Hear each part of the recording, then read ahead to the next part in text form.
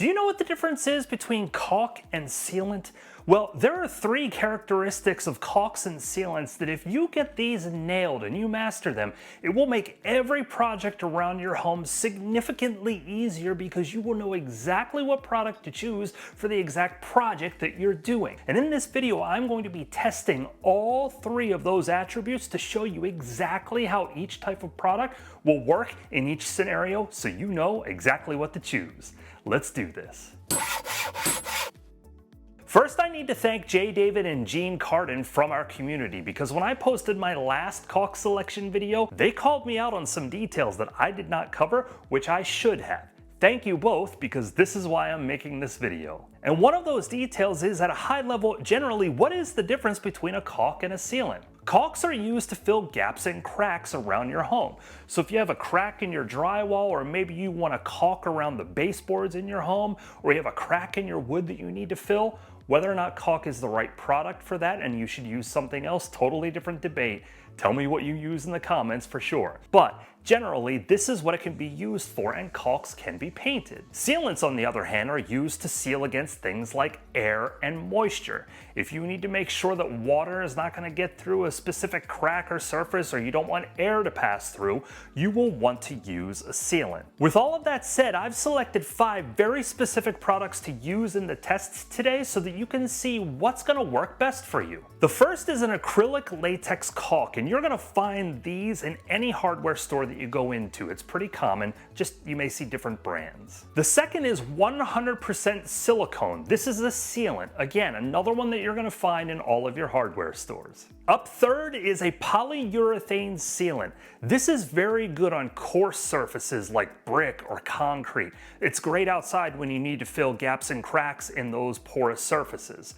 This is something you should be able to find in just about every hardware store you go into, but the brand is likely going to vary for you. Up fourth is a paintable silicone. This is a hybrid. So it's primarily silicone, but it has other ingredients in it that help it to retain paint. And number 5 and last is an acrylic latex caulk that contains silicone in it. Again, it's kind of like the inverse of the last one. It has some paintable characteristics to it, but they add the silicone to add some flexibility. Let's see how it functions. I've taken all 5 of these products and put beads of the caulk or the sealant on different surfaces. So I've done it on a couple of different pieces of plywood, I've done it on parchment paper, I've done it on drywall, and on the drywall I smeared it because my plan was to paint this. And then I also did it on a large section of leftover tile that we have from our bathroom. And I'll run these tests a little bit differently across these surfaces. The first attribute to know well is whether or not these products can handle moisture. So I took the tile where I put the different beads of the products and I submerged it into a large container of water at home. That afternoon I put it in, and by the time I got ready for bed, I took a look and noticed that if you look at the acrylic latex caulk and the acrylic latex caulk with silicone on opposite ends of the tile, they were starting to swell just a little bit, and I noticed that the caulk and the caulk silicone started to almost like break up and show little bubbles inside the product itself. So I was curious what it was going to look like the next morning, and when I came into my office that morning, well, those sections had fallen clear off and gone down into the tub in which I submerged it. But the other 3 products, the 100% silicone, the polyurethane sealant, as well as the silicone hybrid, all handled the water brilliantly. With that section of tile now, you can see where it came right off for the acrylic latex and for the acrylic latex with silicone, but the other 3 are holding nice and strong. They really handled that water brilliantly. If I try and touch the acrylic latex, it's just like, boy, that came right off. I even pulled a section of the acrylic latex out of the water, and it's just like, it's mush, it's like dough, it's disgusting. It does not work in high moisture, or I would say any moisture-based situations. When it comes to the plywood, I actually submerged this piece of plywood into the water as well, and it had the exact same experience.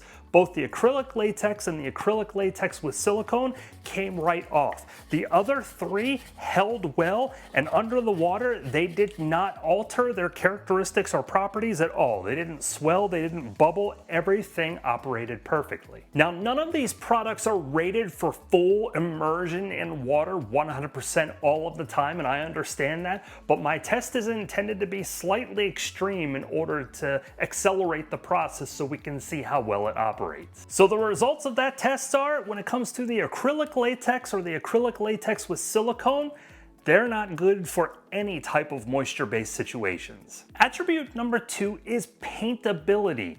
I don't even know if that's a word. But can you paint the product? So I painted 2 different materials. I took the plywood with the beads of the product on it and painted that, and then I took the smeared beads on my drywall section that I had, and I painted that. Looking at the cardboard section, the acrylic latex caulk handled the paint brilliantly. The polyurethane actually did as well. It's a little gappy up here, but this was my fault because I just did a horrible job and I hate painting, but the remainder of it handled the paint really well. The paintable silicone actually handled the paint better than I thought it would, even though the product says paintable.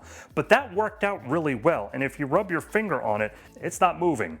And then the acrylic latex with silicone in it, that's another one where it handled the paint brilliantly. But if I come back to the one that I skipped, the silicone, well, that did a very terrible job. And as I was painting it, you can see that the paint actually started to fall right off of the silicone as soon as I put it on there. So when it comes to paintability, 4 out of the 5 are actually good options, but the silicone, 100% silicone, do not paint. But how did the smears work? If you look at the sections of drywall that I smeared and painted, it's the exact same.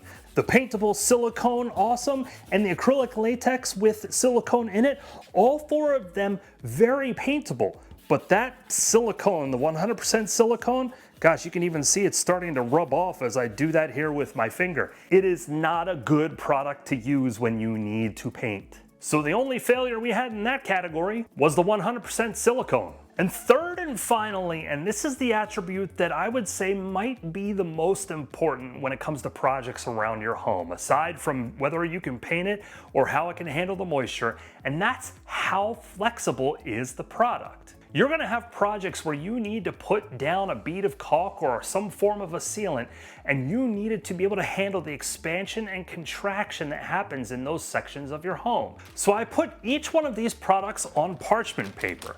I'm gonna pull each one off so that we can see just how flexible they are and how well they might work in any situation you might have. Up first, the acrylic latex caulk.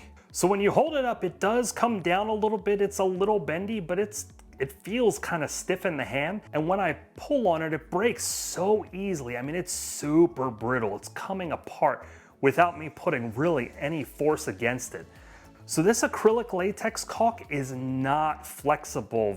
I mean, it goes back and forth like this, but it doesn't stretch at all. The 100% silicone, on the other hand, when you let go, it just dangles. This stuff is like crazy flexible.